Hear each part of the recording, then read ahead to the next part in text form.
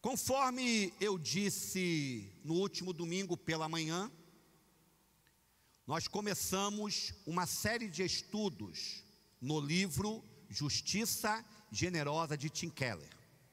E ao longo dos domingos pela manhã, eu quero trabalhar cada um dos capítulos deste livro, enfatizando a missão integral da igreja. O que é que realmente fomos chamados para fazer como igreja de Jesus. Fiz uma introdução no domingo passado e hoje eu quero trabalhar este capítulo do livro intitulado O que significa fazer justiça? O que significa fazer justiça? E eu vou chamar a sua atenção para um detalhe, por favor. Você que está com a sua Bíblia aí, espero que você também esteja com caneta. Eu vou ler muito a Bíblia hoje. Eu vou chamar a sua atenção para alguns textos que você já viu, passou por cima batido e não parou para atentar para o conteúdo deles. Então quero chamar a sua atenção para alguns trechos da palavra que eu gostaria que você anotasse, para que você saísse daqui com embasamento quanto a essa questão. A questão da justiça social, aquilo que a igreja deve fazer como sua missão. Vamos ler muito a Bíblia hoje. Vamos deixar Deus nos falar de um modo muito maravilhoso hoje. Quero começar com Miqueias, capítulo 6, versículo 8. Miqueias, capítulo 6, versículo 8. Olha o que diz a palavra. Ele te declarou, ó homem, o que é bom, e que é o que o Senhor pede de ti, senão que pratiques a justiça. Eu quero frisar bem isso aí. Volta lá, Diane, por favor. Eu quero frisar bem isso aí. E que é o que o Senhor pede de ti, senão que pratiques a justiça. Agora sim. E ames a benignidade, e andes humildemente com o teu Deus. Muito bem. Miqueias, capítulo 6, versículo 8, resume o modo de vida que Deus quer que eu e você tenhamos.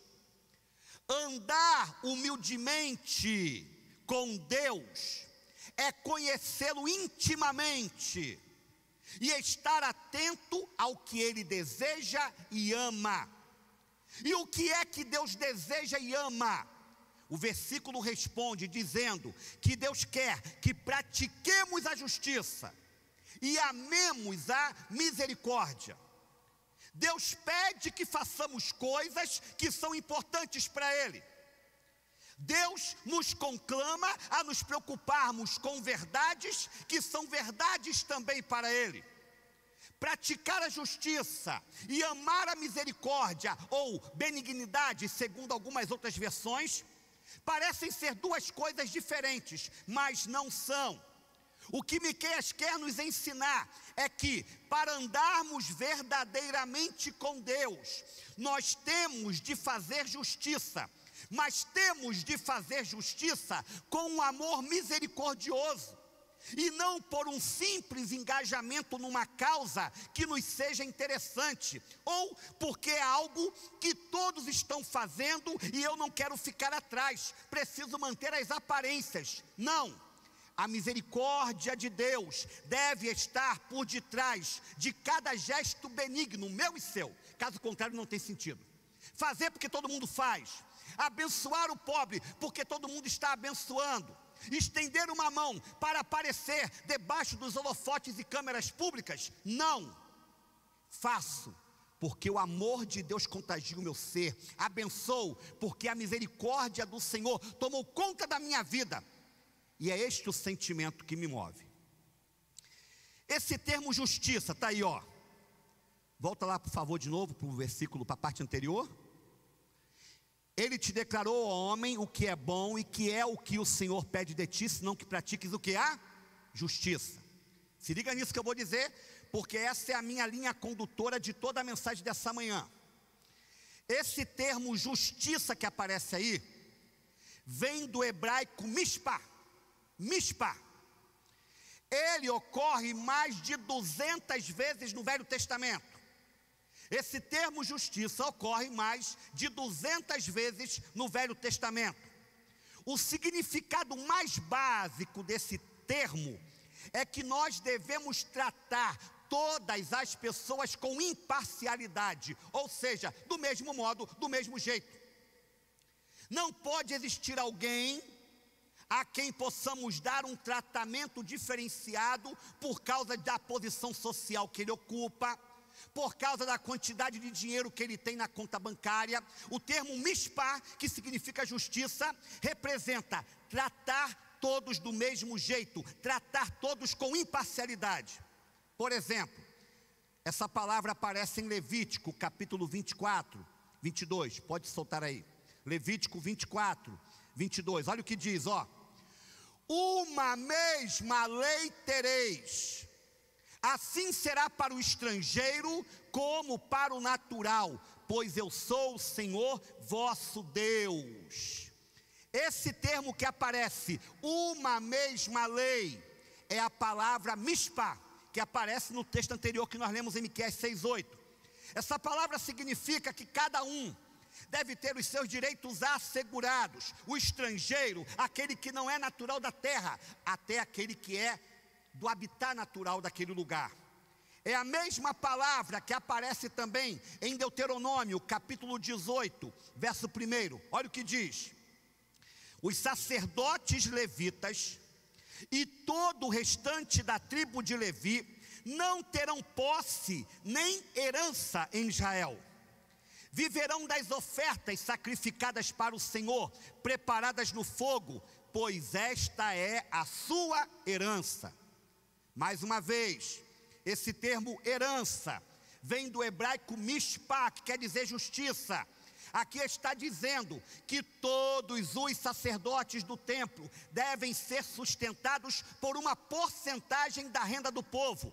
Esse sustento, ele é descrito como mishpá, a justiça, a herança dos sacerdotes, que significa dar ao homem de Deus, ou aos homens de Deus do passado, aquilo que lhes pertencia por direito.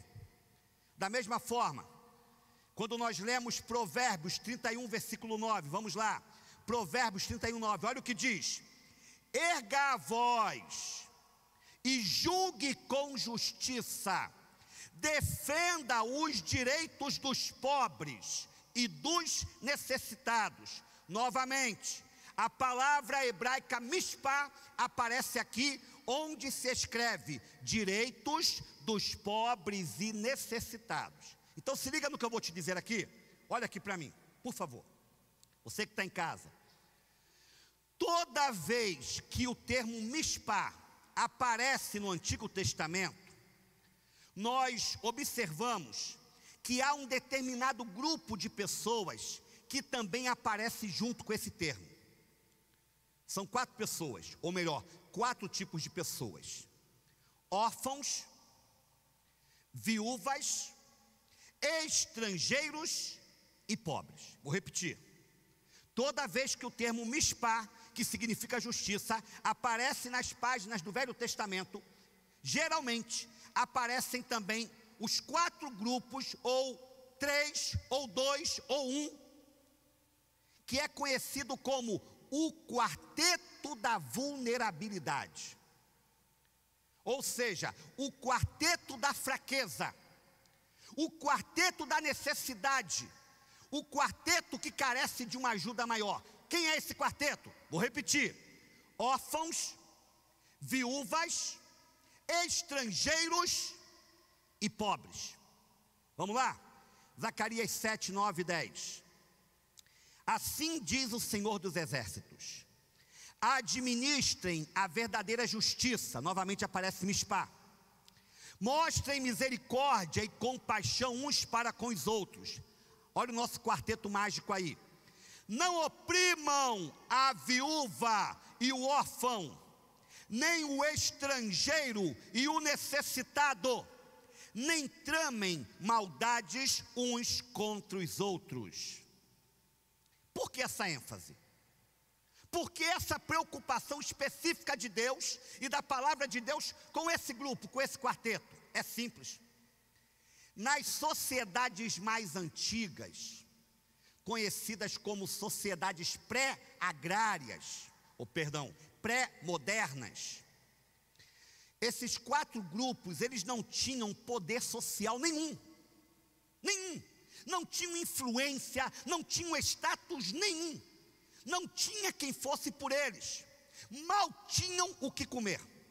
E se houvesse fome na terra, uma invasão de um reino rival, ou algum tipo de distúrbio social ou tragédia, esse grupo morreria em questão de dias, por não ter quem fosse por eles.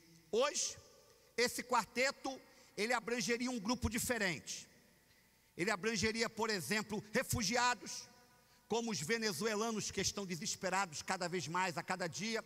Só se fala em pandemia, mas as grandes tragédias sociais continuam acontecendo, galopando por aí, infelizmente ofuscadas, abafadas. Então os refugiados fariam parte desse quarteto. Trabalhadores imigrantes, nós temos, por exemplo, lá em São Paulo, bolivianos sendo explorados economicamente, mulheres se prostituindo em troca de um prato de comida, tudo isso lá em São Paulo, a grande capital. Os sem teto, que é um grupo especial, que hoje demanda um cuidado maior, ou os muitos idosos, pais, mães, solteiros, que cuidam sozinhos dos seus filhos. Esse poderia ser esse grupo do quarteto hoje. De acordo com a Bíblia, a mishpá, ou justiça de uma sociedade, ela é avaliada conforme o tratamento dado a esses grupos. Você quer saber se uma sociedade é justa? Você tem que olhar para esses grupos que estão à margem da sociedade, e perceber qual é a atenção, qual é o cuidado que eles têm recebido por parte da sociedade. E aí você vai poder qualificar uma sociedade como justa ou injusta. Qualquer negligência em relação às necessidades de quem faz parte desse quarteto, não é simplesmente falta de misericórdia ou de caridade, mas é uma violação da justiça que Deus estabeleceu como correta. Deus ama, escute isso, Deus ama e defende quem tem menos poder econômico e social, e nós devemos agir como igreja, individualmente também da mesma forma. É esse o sentido de fazer justiça. Então a minha pergunta inicial, que é a pergunta tema da minha palavra dessa manhã: o que significa fazer justiça? Significa estender a mão ao necessitado, ao pobre, ao caído, ao desvalido, ao marginalizado socialmente, levantar-lhe com o nosso apoio físico, espiritual e emocional. Vamos ler Salmo 146, versos 7 ao 9. Olha o que diz, ó. Ele defende, o termo que aparece aí novamente, mishpá. Ele defende a causa dos oprimidos e dá alimento aos famintos. O Senhor liberta os presos. O Senhor dá vista aos cegos. O Senhor levanta os abatidos. O Senhor ama os justos. O Senhor protege o estrangeiro e sustém o órfão e a viúva, mas frustra o propósito dos ímpios. Mas claro que isso é impossível. Um dia apareceu um bobão no meu gabinete, vou chamá-lo de bobão, é o termo que eu vou qualificá-lo, metido a conhecedor da palavra, mais esperto do que todo mundo nos assuntos espirituais, e ele disse assim para mim: não estou contente com o rumo que a igreja está tomando. Em que sentido? Estamos priorizando coisas que não são a prioridade de Deus. E o que é a prioridade de Deus? A prioridade de Deus é com almas, ganharmos almas, salvá-las do inferno, e não ficarmos nos envolvendo em questões sociais, porque isso é competência do governo. Eu olhei para a cara daquele cidadão e falei: meu irmão, então se você não está contente com os rumos que a igreja está tomando, reclame com Deus. Reclame com Deus, porque nós estamos simplesmente fazendo aquilo que é vontade de Deus, contida na sua palavra. Eu quero que você entenda isso, meu irmão, minha irmã, você que está em casa. Todos esses textos, que eu não li nada ainda, Todos esses textos não estão na Bíblia por acaso. Sempre que você vê um assunto sendo tratado, discutido, com uma ênfase específica, é porque Deus se importa com aquilo. É porque Deus está chamando a nossa atenção. Então eu não posso pegar esse monte de textos a favor do marginalizado, a favor do pobre, e achar que isso aqui está só para me entreter, só para eu ler, só para eu achar interessante. Não, é porque eu tenho que me envolver com isso também. Vamos lá, Deuteronômio 10, 17 e 18, olha o que diz: pois o Senhor, o seu Deus, é o Deus dos deuses, e o soberano dos soberanos, o grande Deus, poderoso e temível, que não age com parcialidade, nem aceita suborno. Ele defende a causa do órfão e da viúva, e ama o estrangeiro, dando-lhe alimento e roupa. Mais uma vez, é surpreendente, querido, querida, ver a frequência com que Deus é apresentado na Bíblia, especificamente no Velho Testamento, como o defensor desses grupos vulneráveis. Não menospreze o significado disso. Deus é apresentado como pai para os órfãos e defensor das viúvas. Vamos ver isso aí? Salmo 68, versículo 5. Olha que palavra, irmão. Marque isso aí na sua Bíblia. Pai para os órfãos e defensor das viúvas é Deus em sua santa habitação. Olha o que está dizendo: lá do céu, Deus em sua santa habitação, Ele trabalha para ser pai para os órfãos e defensor das viúvas. Deus se identifica com os fracos, Ele defende a causa de tais pessoas. Isso é algo inimaginável, totalmente fora do comum nas culturas antigas, pois praticamente em todas as sociedades da antiguidade, o poder dos deuses pagãos, era canalizado e identificado por meio das elites, dos reis, dos sacerdotes, dos capitães militares e não dos marginalizados. Se você atacasse um rei numa sociedade antiga, você atacaria o Deus que está por detrás dele, você atacaria a divindade que é cultuada por aquele povo, porque cada divindade estava atrelada ao seu rei, àquele que liderava a sociedade. Mas olha só que coisa linda, olha a diferença do Deus de Israel. O Deus de Israel não está ao lado dos homens de alta posição, mas sim ao lado da viúva, do órfão, do estrangeiro, do pobre. O poder de Deus é manifestado na história para que os vulneráveis, os fracos, sejam fortalecidos. Portanto, muita gente insiste em enxergar no Velho Testamento, quero que você ouça isso com calma. Muita gente insiste em observar Deus no Antigo Testamento sob a ótica de um Deus impiedoso, um Deus guerreiro, um Deus que manda matar, um Deus totalmente diferente do Deus que se apresenta como graça e amor no Novo Testamento. Não é, meu irmão, é o mesmo Deus.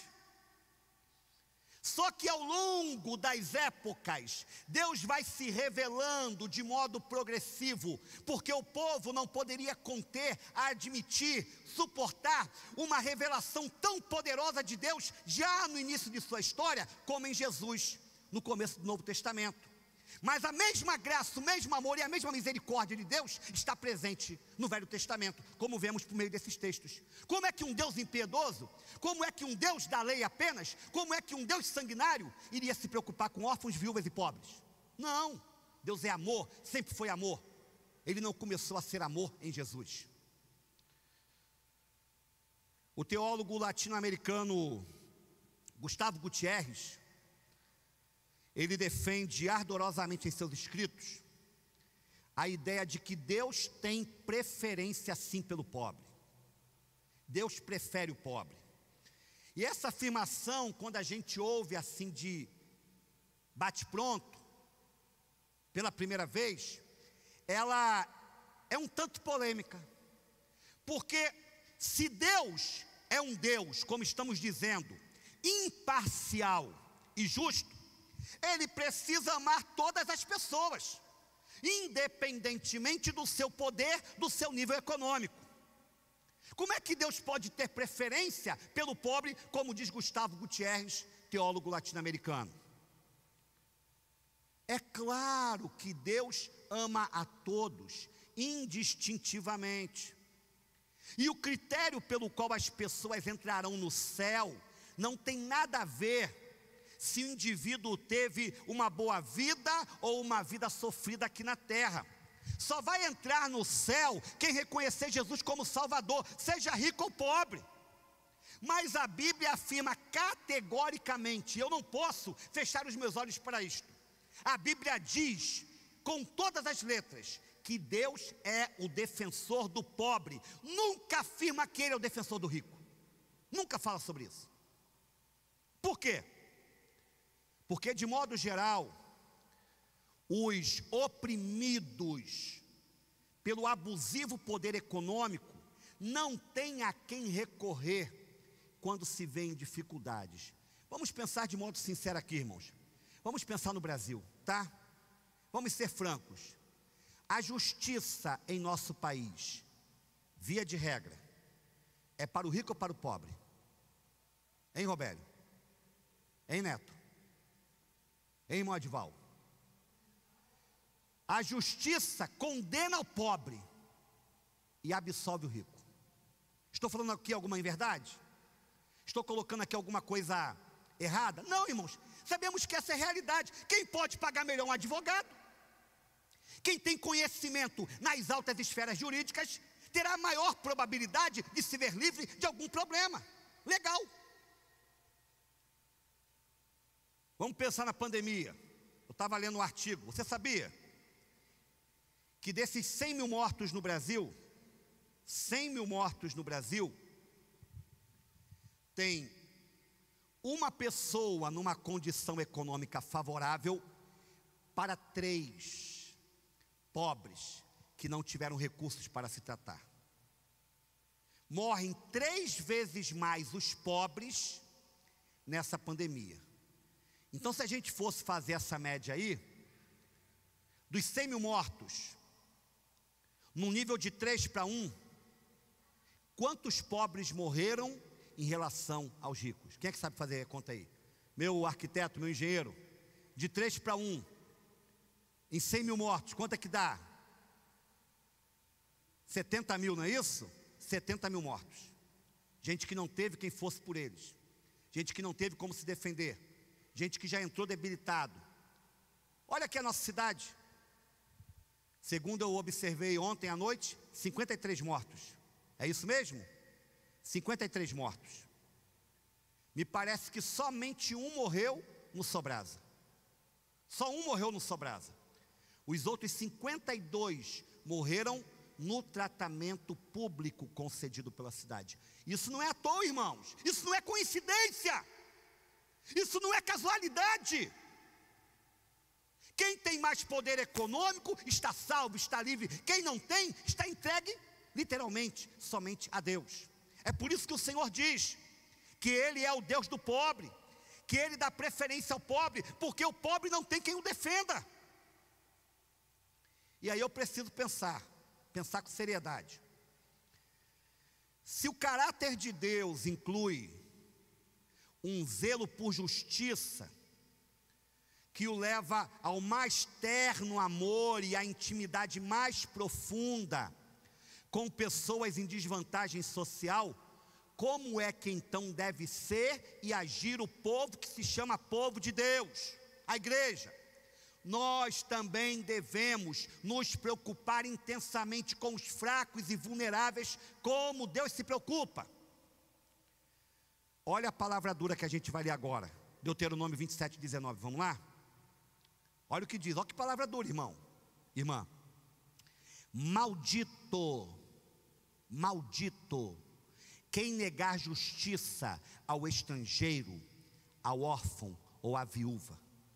Todo o povo dirá, amém. Jeremias 22, 3. Assim diz o Senhor: administrem a justiça e o direito, livrem o explorado das mãos do opressor, não oprimam nem maltratem o estrangeiro, o órfão ou a viúva, nem derramem sangue inocente nesse lugar. Olha o quarteto aí da vulnerabilidade, o quarteto que Deus ama, o quarteto que Deus cuida. Interessante isso aí.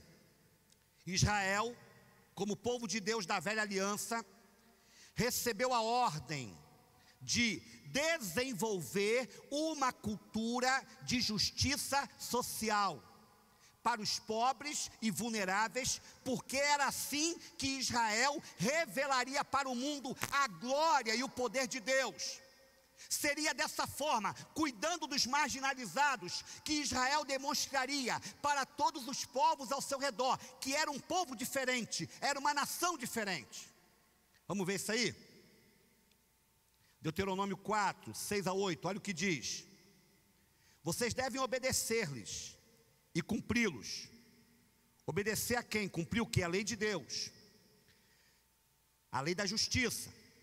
Pois assim os outros povos verão a sabedoria e o discernimento de vocês. Quando eles ouvirem todos esses decretos, dirão: de fato, esta grande nação é um povo sábio e inteligente. Pois que grande nação tem um Deus tão próximo como o Senhor, o nosso Deus, sempre que o invocamos? Ou que grande nação tem decretos e preceitos tão justos como esta lei que estou apresentando a vocês hoje? Tremendo isso, tremendo isso. Essa é a razão de Deus afirmar que nós o insultamos, nós o ofendemos, quando desonramos os pobres, e nós o honramos quando somos generosos com os pobres. Provérbios 14, 31, olha o que fala lá: aquele que oprime o pobre, com isso despreza o seu Criador, mas quem ao necessitado trata com bondade, honra a Deus. Você já tinha lido esse texto aí já? Quem trata o necessitado com bondade, honra a Deus. Então vamos lá. Quem é o povo de Deus hoje? É Israel? Quem é o povo de Deus hoje? Somos nós, a igreja de Jesus. Então, o povo de Israel, no Velho Testamento, é identificado hoje como a igreja de Cristo no Novo Testamento. O mesmo testemunho que Israel deveria dar de exemplo às nações vizinhas, é o testemunho que a igreja tem que dar à sua comunidade, no lugar em que ela está inserida, no contexto do qual ela faz parte. As pessoas serão atraídas pela nossa mensagem, não por aquilo que nós dizemos, mas por aquilo que nós fazemos. E o que é que nós precisamos fazer? Fazer justiça a favor do pobre, da viúva, do órfão, do estrangeiro. Se nós, os crentes em Cristo, não honramos os clamores e necessidades dos pobres, nós deixamos de honrar a Deus, não importa o que falemos, pois estamos impedindo o mundo de enxergar a beleza do Senhor, a bondade do Senhor por meio de nós. Quando a igreja, que somos nós, se dedica a servir aos pobres, o mundo percebe. Repito, ressalto, enfatizo: se quisermos honrar a Deus, temos de defender os pobres e necessitados. Vou fechar essa minha mensagem com 2 textos em Jó. Tenho certeza que a maioria que está aqui já passou o olho por esse texto, mas não parou para meditar nele com profundidade. Então você vai ter essa chance agora. A gente vai bem tranquilo e a gente vai ouvir e ler 2 declarações de Jó que devem mexer comigo, que devem mexer com você. Jó foi conhecido como um homem íntegro e reto, que temia a Deus e se desviava do mal. O homem mais justo do seu tempo, mais íntegro do seu tempo.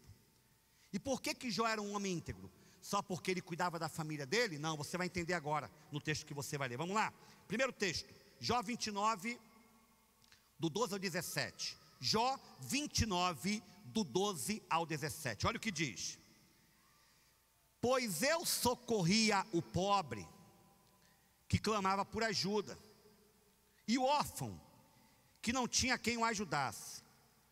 O que estava à beira da morte me abençoava, e eu fazia regozijar-se o coração da viúva.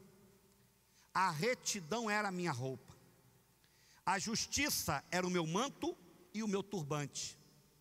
Eu era os olhos do cego e os pés do aleijado.